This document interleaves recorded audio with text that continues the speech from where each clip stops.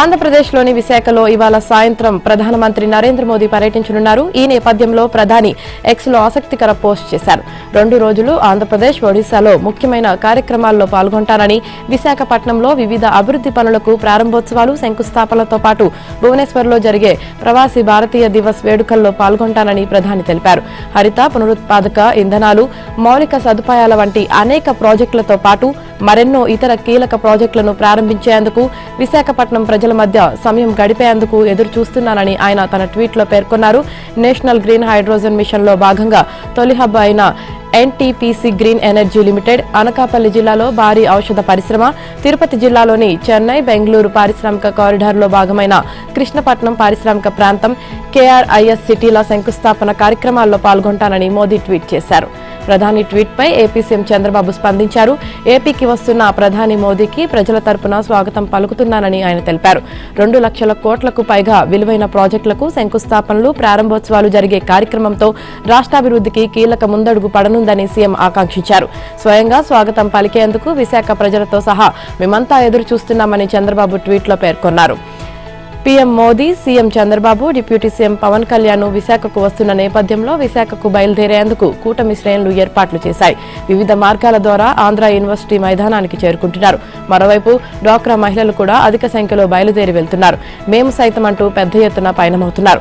నరేంద్ర మోదీ ప్రధానిగా 3వసారి బాధ్యతలు స్వీకరించిన తరువాత తొలిసారిగా విశాఖకు వస్తున్న నేపథ్యంలో ఆయన పర్యటనను కూటమి పార్టీలు ప్రతిష్టాత్మకంగా తీసుకున్నాయి. అనకాపల్లి జిల్లాలోని పూడిమడకలో ఎన్టీపీసీ గ్రీన్ ఎనర్జీ లిమిటెడ్ కి చెందిన green hydrogen project, railway road project, విశాఖలో రైల్వే ప్రధాన కార్యాలయానికి ఏయూ ఇంజనీరింగ్ కళాశాల మైదానం నుంచే ఆయన వర్చువల్ విధానంలో శంకుస్థాపన చేయనున్నారు. అనంతరం బహిరంగ సభలో పాల్గొంటారు. పీఎం పర్యటనను విజయవంతం చేసేందుకు జిల్లాలోని అన్ని నియోజకవర్గాల్లో టీడీపీ, బీజేపీ, జనసేన పార్టీ నాయకులు సమన్వయ సమావేశాలు నిర్వహించారు. పార్టీ శ్రేణులను సమాయత్తం చేశారు. ఎన్టీఆర్ జిల్లా ఇబ్రహీంపట్నం సబ్ రిజిస్ట్రార్ ధర్మసింగ్ ను అక్రమ రిజిస్ట్రేషన్లపై ఏసీబీ అధికారులు విచారించారు. దీనిలో ఆయన పలు కీలక విషయాలు వెల్లడించినట్లు తెలుస్తోంది. అక్రమంగా భూములు రిజిస్టర్ చేయాలంటూ ఎవరు బెదిరించారు, ఎన్ని రిజిస్ట్రేషన్లు అక్రమంగా చేశారు, సోషల్ మీడియాలో వైరల్ అవుతున్న మీరు రాసిన లేఖ సంగతేంటి, అందులోని ఆరోపణలకు ఆధారాలు ఏమైనా ఉన్నాయా అంటూ ఏసీబీ అధికారులు అప్పటి సబ్ రిజిస్ట్రార్ లాలా బాలనాగధర్మసింగ్ ను ప్రశ్నించారు. గత 4 రోజులుగా ధర్మసింగ్ వ్యవహారంపై వస్తున్న వార్తలకు సంబంధించి ప్రశ్నలు సంధించారు. ముఖ్యమంత్రి చంద్రబాబుకు రాసినట్లు సోషల్ మీడియాలో వైరల్ అవుతున్న లేఖపైన ఆరా తీశారు. మాజీ CM Jagan, PA KNR, Jagan సోదరుడు వైఎస్ సునీల్ రెడ్డి మిమ్మల్ని బెదిరించారా, ఎన్ని భూములు అక్రమంగా రిజిస్ట్రేషన్ చేయించారు, అవి ఎక్కడెక్కడ ఉన్నాయి, వాటి విలువెంత అని ప్రశ్నించారు.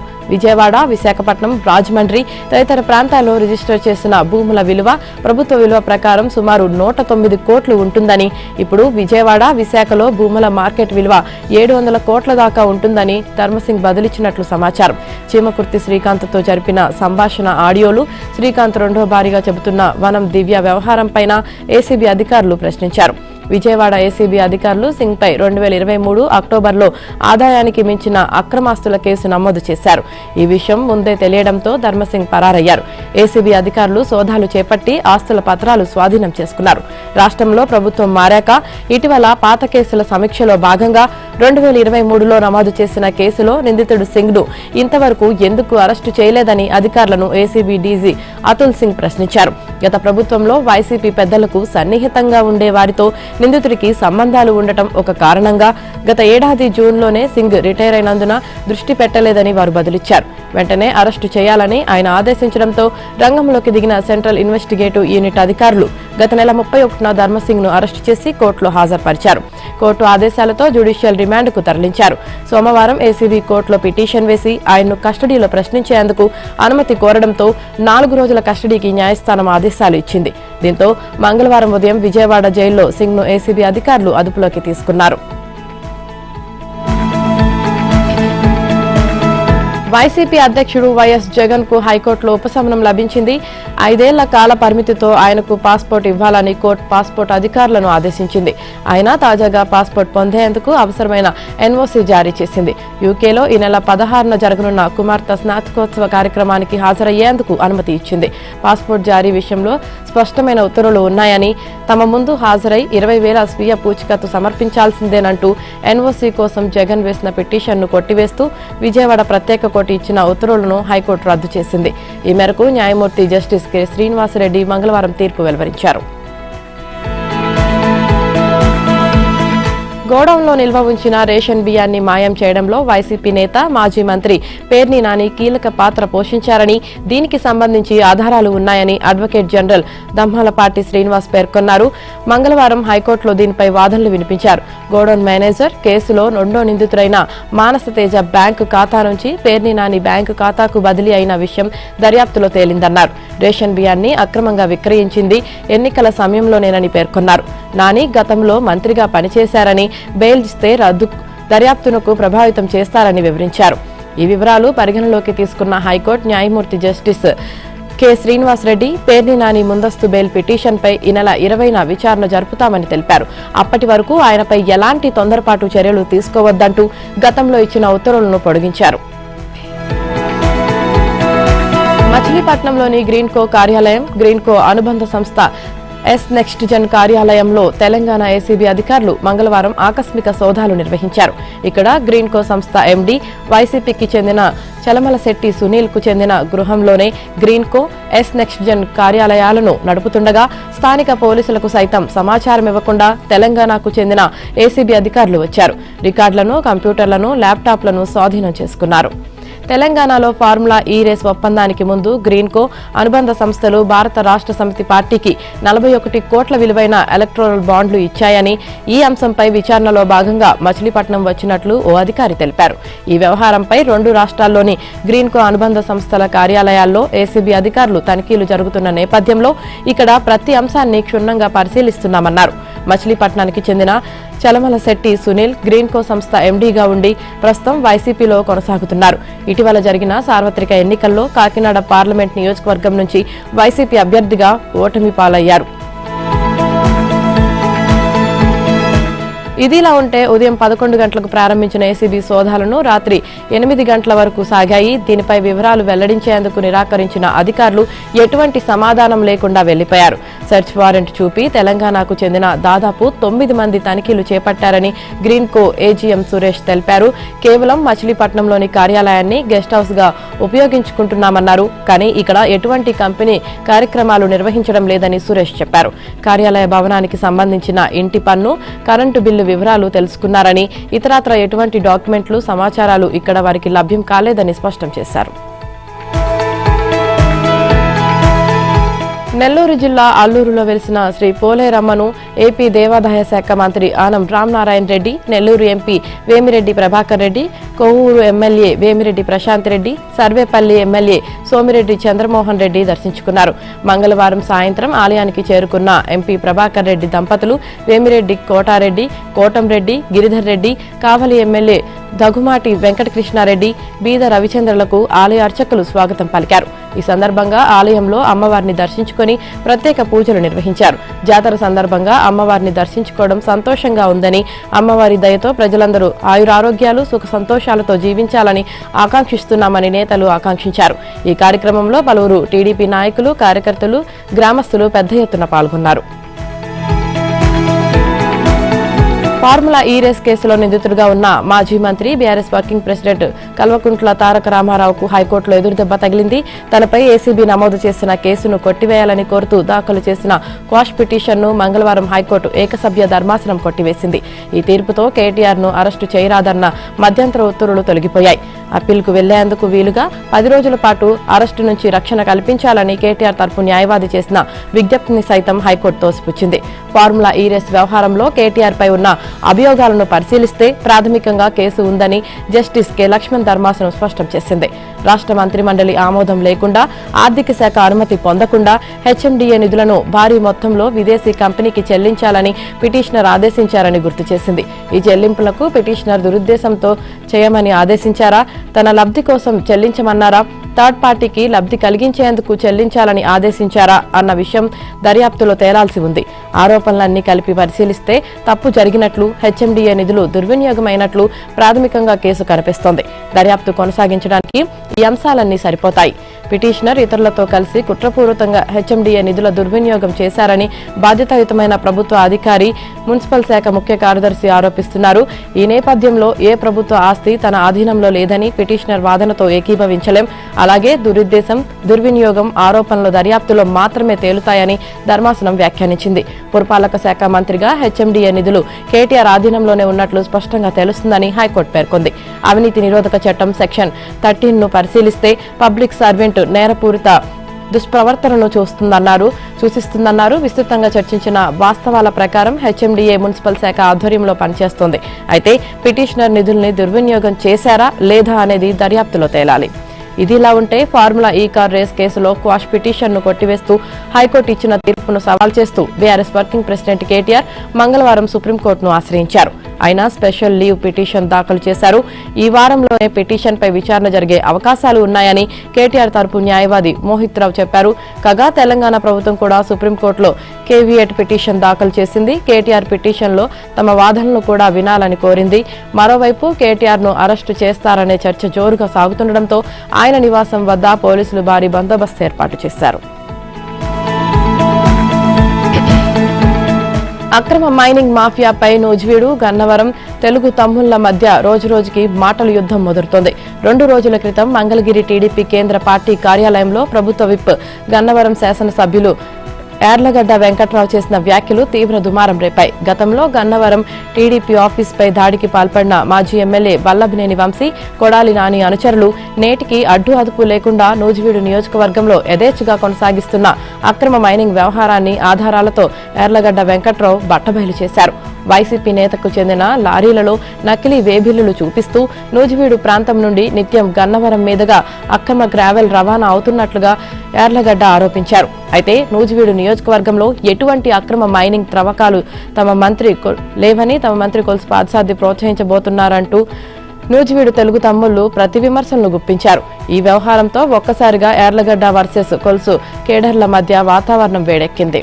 వల్లభనేని వంశీ, కొడాలి నాని అనుచరులకు నూజివీడు ప్రాంతం అడ్డాగా మారి మంత్రి కొలుసు పార్థసారథి అండగా నిలుస్తున్నారని ఆధారాలతో నిరూపిస్తామని ఎర్రగడ్ల అనుచరులు సవాల్ విసిరారు. మరోవైపు రోజురోజుకి తెలుగు తమ్ముళ్ల మధ్య రాచుకుంటున్న కోల్డ్ వార్ను కట్టడి చేసేందుకు ఇప్పటి వరకు 2 నియోజకవర్గ ఎమ్మెల్యేలు, మంత్రి కొలుసు పార్థసారథి, రాష్ట్ర విప్ యార్లగడ్డ వెంకట్రావులు స్పందించకపోవడంపై అనేక అనుమానాలు వ్యక్తమవుతున్నాయి. ప్రకాశం జిల్లా బెస్తరవారిపేట ఎంపీడీఓ కార్యాలయంలో జరిగిన సర్వసభ్య సమావేశం రసాబసగా మారింది. నీటి సమస్య పరిష్కరించడంలో అధికారులు నిర్లక్ష్యం వహిస్తున్నారని బెస్తవారిపేట మండలం గలిజేరుగుల్లా ఎంపీటీసీ కుంపటి సురేష్ సర్వసభ్య సమావేశంలో నిరసన వ్యక్తం చేశారు. అధికారుల వేదిక ముందు బైఠాయించి అసహనం వ్యక్తం చేశాడు. గ్రామంలో ఇంటింటికి నీటి కొలాయిలు మంజూరు చేయడంలో అధికారులు వివక్ష చూపిస్తున్నారని ఆగ్రహం వ్యక్తం చేశాడు. ఎన్నిసార్లు అధికారుల చుట్టూ తిరిగినా ఫలితం కనిపించలేదని విమర్శించారు. ఇప్పటికైనా అధికారులు సమస్య పరిష్కరిస్తారా లేదా అని అధికారులతో వాగ్వాదానికి దిగారు. వెంటనే తోటి ఎంపీటీసీలు సముదాయించడంతో పాటు అధికారులు సమస్య పరిష్కరిస్తామని హామీ ఇవ్వడంతో ఎంపీటీసీ సురేష్ నిరసన విరమించాడు. పార్లమెంట్లో బీసీ బిల్లు పెట్టి చట్టసభలో 50% రిజర్వేషన్లు కల్పించాలని రాజ్యసభ సభ్యుడు, జాతీయ బీసీ సంక్షేమ సంఘం అధ్యక్షుడు ఆర్ కృష్ణయ్య డిమాండ్ చేశారు. బషీర్బాగ్లో ఆంధ్రప్రదేశ్ బీసీ సంక్షేమ సంఘం రాష్ట్ర కార్యవర్గ సమావేశం బోను దుర్గా నరేష్ అధ్యక్షతన జరిగింది. ముఖ్య అతిథిగా పాల్గొన్న బీసీ సంక్షేమ సంఘం జాతీయ అధ్యక్షుడు ఆర్ కృష్ణయ్య, ఏపీ బీసీ సంక్షేమ సంఘం అధ్యక్షుడిగా బోను దుర్గా నరేష్ ను నియమించారు. ఈ సందర్భంగా ఆర్ కృష్ణయ్య మాట్లాడుతూ ముఖ్యమంత్రి చంద్రబాబు అఖిలపక్షాన్ని ఢిల్లీకి తీసుకుని వెళ్లి కేంద్ర ప్రభుత్వంపై ఒత్తిడి తీసుకుని రావాలని కోరారు. ముఖ్యమంత్రి చంద్రబాబు బీసీ పక్షాన నిలబడి బీసీ బిల్లు పెట్టిస్తే చరిత్రలో నిలుస్తారని కృష్ణయ్య అభిప్రాయపడ్డారు. హైదరాబాద్ బొల్లారంలోని టీమ్స్ ఆసుపత్రి నిర్మాణం సెప్టెంబర్ నాటికి పూర్తి చేసి ప్రజలకు అందుబాటులోకి తీసుకువస్తామని తెలంగాణ రోడ్లు భవనాల శాఖ మంత్రి కోమటిరెడ్డి వెంకటరెడ్డి స్పష్టం చేశారు. అల్వాల్ టీమ్స్ ఆసుపత్రి నిర్మాణ పనులను ఆయన పరిశీలించారు.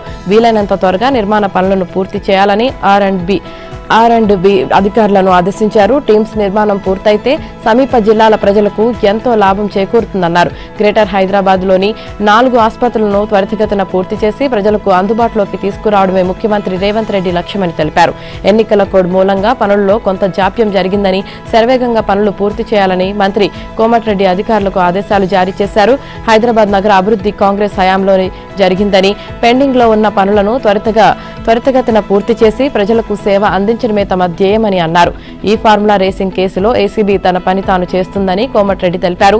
చట్టానికి ఎవరు అతీతులు కారని, ఈ ఫార్ములా రేసింగ్ తో పాటు అనేక అంశాలలో గత ప్రభుత్వం అవినీతికి పాల్పడిందని ఆరోపించారు. గత ప్రభుత్వం అవినీతి ఆరోపణలకు సంబంధించి న్యాయస్థానాలు ఉన్నాయని, అవినీతి ఆరోపణలు నిరూపితమైతే శిక్ష తప్పదని అన్నారు. మేడారం మినీ జాతర పనులను సకాలంలో పూర్తి చేయాలని తెలంగాణ మంత్రి సీతక్క అధికారులను ఆదేశించారు. అన్ని పనులు నాణ్యతతో శాశ్వతంగా నిలిచే విధంగా ఉండాలన్నారు.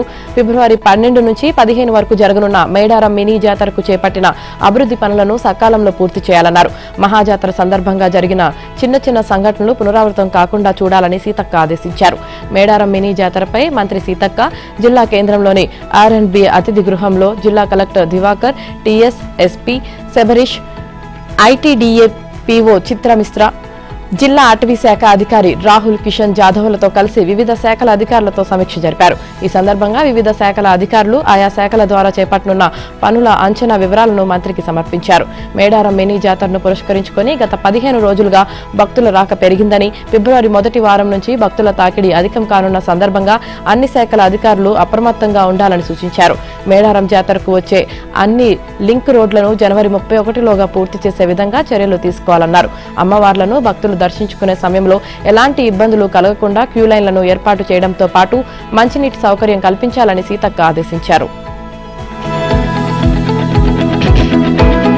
జానపదుల జాతరగా పేరుగాంచిన ఐనవోలు శ్రీ మల్లికార్జున స్వామి జాతర బ్రహ్మోత్సవాలను విజయవంతం చేసేందుకు అన్ని ఏర్పాట్లు పూర్తి చేయాలని వర్ధన్నపేట ఎమ్మెల్యే కేఆర్ నాగరాజు అధికారులను ఆదేశించారు.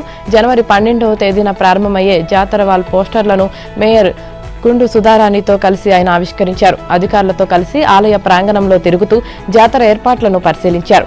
ఎక్కడా ఎటువంటి ఇబ్బంది రాకుండా అధికారులు ఏర్పాట్లు చేయాలని ఎమ్మెల్యే ఆదేశించారు. అన్ని శాఖల సమన్వయంతో పనులు పూర్తి చేసి భక్తులకు ఎలాంటి అసౌకర్యం కలగకుండా చూడాలని, వీఐపీ ప్రోటోకాల్ వల్ల భక్తులకు ఇబ్బందిగా కలగకుండా చూడాలన్నారు. క్యూ లైన్లో భక్తులకు మంచినీటి సౌకర్యాన్ని కల్పించాలని అధికారులను ఆదేశించారు. ఆలయంలో పైరవీలు, రికమెండేషన్లు ఎలాంటి లెటర్లకు తావులేదని, అన్ని శాఖలు సమన్వయంతో పనిచేసి జాతరను సక్సెస్ చేయాలని నాగరాజు విజ్ఞప్తి చేశారు.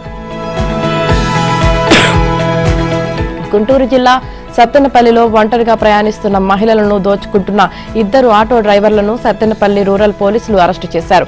డిసెంబర్ 26 తెల్లవారుజామున ఓ మహిళ అమరావతిలోని అయ్యప్ప స్వామి గుడిలో దీక్షలో ఉన్న స్వాములకు ఆహారం వండేందుకు సత్తెనపల్లిలోని తాలూకా సెంటర్ వద్ద బస్సు కోసం నిలబడింది.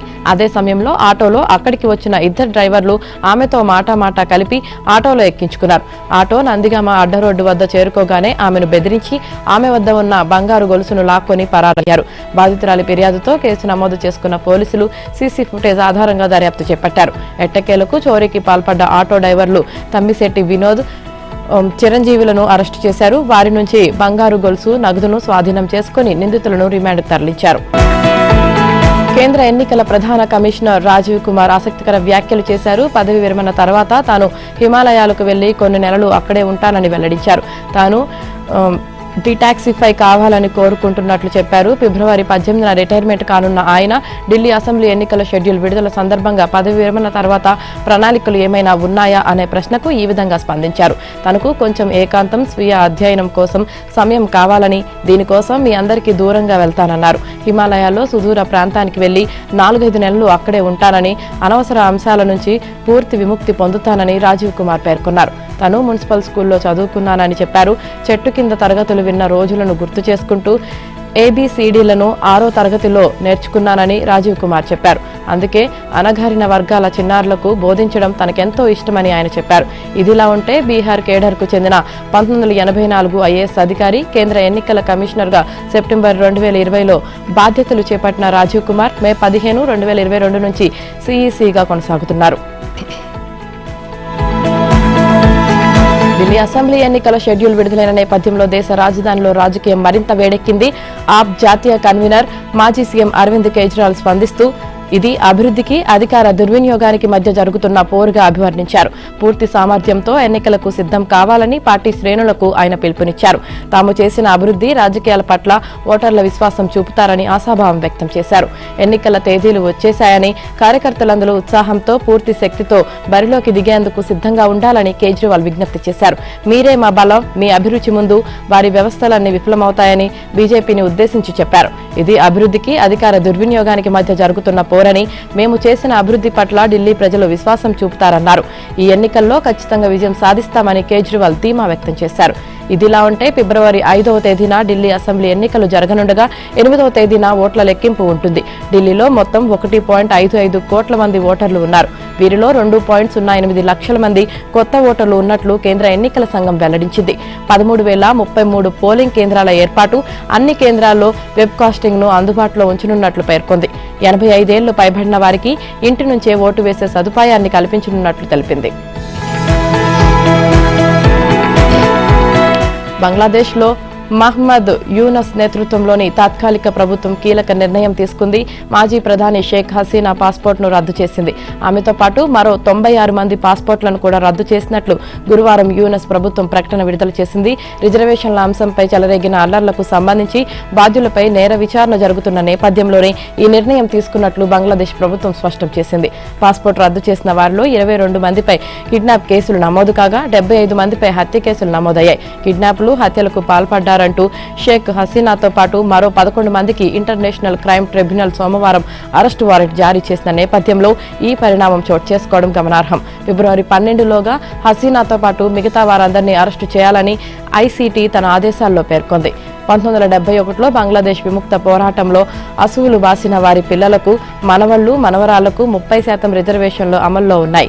10% స్థానిక పరిపాలన జిల్లాల వారికి, 10% మహిళలకు, 5% మైనారిటీ తెగల వారికి, 1% దివ్యాంగులకు ఇస్తున్నారు. ఈ పద్ధతిని సంస్కరించి ప్రతిభ ఆధారంగా మొదటి, రెండో శ్రేణి ప్రభుత్వ ఉద్యోగాలను భర్తీ చేయాలని డిమాండ్ చేస్తూ బంగ్లాదేశ్లోని ప్రధాన నగరాలు ఢాకా, రాజ్షాహి, కుల్నా, చత్రోగ్రామ్లో గతేడాది జూలై, ఆగస్టు నెలల్లో పెద్ద ఎత్తున ఆందోళనలు చెలరేగాయి. ఇవి హింసాత్మకంగా మారడంతో వందలాది మంది ప్రాణాలు కోల్పోయారు. ఉత్తరాదిలో దట్టమైన పొగమంచు కారణంగా విమానాలు, రైళ్ల సేవలకు ఆటంకం కలుగుతుంది. దేశ రాజధానిలో ప్రతికూల వాతావరణం కారణంగా మంగళవారం 300 విమానాలు ఆలస్యంగా నడిచినట్లు అధికారులు వెల్లడించారు. అయితే సాయంత్రం నుంచి దృశ్య స్పష్టత మెరుగుపడిందని, దీంతో అన్ని విమానాలు సాధారణంగానే రాకపోకలు సాగిస్తున్నాయని ఢిల్లీ ఇంటర్నేషనల్ ఎయిర్పోర్ట్ లిమిటెడ్ పేర్కొంది. విమానాల అప్డేటెడ్ సమాచారం కోసం ఆయా ఎయిర్లైన్స్ ను సంప్రదించాలని ప్రయాణికులకు సూచించింది. అమృత్సర్, చండీగఢ్, పాట్నా నగరాలకు వచ్చి పోయే విమాన సర్వీసులకు అంతరాయం కలుగుతున్నట్లు సమాచారం. దీంతో ఆయా మార్గాల్లో సేవలందించే విమాన సర్వీసులు ఎప్పటికప్పుడు జారీ చేస్తున్నాయి. ఇదిలా ఉంటే ఢిల్లీలోని ఇందిరాగాంధీ ఇంటర్నేషనల్ ఎయిర్పోర్టు కార్యకలాపాలను DIAL నిర్వహిస్తుంది. ఇక్కడి నుంచి నిత్యం 1300 విమాన సర్వీసులు రాకపోకలు సాగిస్తుంటాయి. అయోధ్య రామ మందిరంలో అనూహ్య ఘటన చోటు చేసుకుంది. రహస్య కెమెరాతో ఓ వ్యక్తి దేవాలయంలోకి ప్రవేశించాడు. ఫోటోలు తీసేందుకు యత్నించిన అతన్ని అధికారులు తమ కస్టడీలోకి తీసుకున్నారు.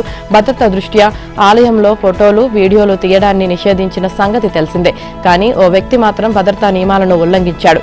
తన హైటెక్ సన్ గ్లాసెస్ కు రహస్యంగా కెమెరాను అమర్చుకొని అనుమానం రాకుండా లోపలికి ప్రవేశించాడు. కొన్ని ప్రాంతాల్లోని చెకింగ్ పాయింట్ల వద్ద కూడా దాన్ని గుర్తించకుండా జాగ్రత్త పడ్డాడు. అనంతరం లోపలికి వచ్చాక ఫోటోలు తీయడం ప్రారంభించాడు. ఆ సమయంలో కళ్లద్దాల చివర్లో వెలుగు కనిపించడంతో అధికారులు ఆ వ్యక్తిని అడ్డుకున్నారు. తనిఖీ చేయగా అది కెమెరాగా తేలింది. దీంతో నిందితుడిని అదుపులోకి తీసుకున్నట్లు అధికారులు తెలిపారు. అతన్ని గుజరాత్లోని వడోదరకు చెందిన జానీ జైకుమార్గా గుర్తించారు. భవిష్యత్తులో ఇలాంటి ఘటనలు చోటు చేసుకోకుండా చర్యలు తీసుకుంటామని అధికారులు వెల్లడించారు. బోర్డర్ గవాస్కర్ ట్రోఫీలో ఓటమితో టీమిండియా దిద్దుబాటు చర్యలు చేపట్టింది. గత 8 టెస్టులలో భారత్ 6 ఓటములు చవిచూసింది. ఈ నేపథ్యంలో జట్టు ప్రక్షాళన సీనియర్లైన రోహిత్ కోహ్లీతోనే మొదలుపెట్టనున్నట్లు ప్రచారం జోరందుకుంది. ఈ నేపథ్యంలో బీసీసీఐ కొత్త కార్యదర్శి పదవి చేపట్టనున్నట్లు దేవజిత్ స్పందించినట్లు తెలుస్తుంది. ఆయన నుంచి కొత్త జట్టు ఎంపికపై సెలెక్టర్లకు కఠిన సందేశం వెళ్లినట్లు తెలుస్తుంది. ముఖ్యంగా చీఫ్ సెలెక్టర్ అగార్కర్ కొత్త జట్టును ఎంపిక చేసే విషయంలో డోలయమాన పరిస్థితిని ముగించాలని సూచించినట్లు వార్తలొస్తున్నాయి. ప్రస్తుత పరిస్థితిపై చర్చించేందుకు బీసీసీఐ ఆదివారం ప్రత్యేకంగా సమావేశం కానుంది. దీనిలో జట్టు భవిష్యత్తుపై కీలక నిర్ణయాలు ఉండొచ్చని బీసీసీఐ మాజీ ప్రతినిధి ఒకరు పేర్కొన్నారు. ప్రస్తుత పరిస్థితుల్లో బీసీసీఐ బలహీనంగా కనిపిస్తుందని, ఈ నేపథ్యంలో బలమైన సందేశం పంపాల్సి ఉందని తెలిపారు. ఈ సిరీస్లో రోహిత్, కోహ్లీ ఘోరంగా విఫలమయ్యారనే విమర్శలు ఎక్కువయ్యాయి. పెర్త్ టెస్టు రెండో ఇన్నింగ్స్లో శతకాన్ని తీసేస్తే మిగిలిన మ్యాచ్ల్లో విరాట్ చేసిన పరుగులు 91. మరోవైపు సిరీస్లోని 5 ఇన్నింగ్స్లో కలిపి రోహిత్ 6.2 సగటుతో 31 పరుగులు సాధించాడు. తప్పని పరిస్థితుల్లో చివరి టెస్ట్ నుంచి వైదొలిగాడు. ఇక సెప్టెంబర్ నుంచి ఆడిన మొత్తం మ్యాచ్లు కలిపి హిట్ మ్యాన్ 164 రన్స్ మాత్రమే చేశాడు. సిడ్నీ టెస్ట్ జట్టు నుంచి డ్రాప్ అయిన తర్వాత రోహిత్ రిటైర్మెంట్ ఆలోచన లేదని చెప్పడంతో స్టార్ల విషయంలో బోర్డు బలహీనంగా ఉన్నట్లు స్పష్టంగా కనిపిస్తుంది. మరోవైపు ఛాంపియన్స్ ట్రోఫీకి పంపే జట్టుకు సంబంధించి ప్రాథమిక సభ్యుల జాబితాను 12 లోపల సమర్పించాల్సి ఉంది.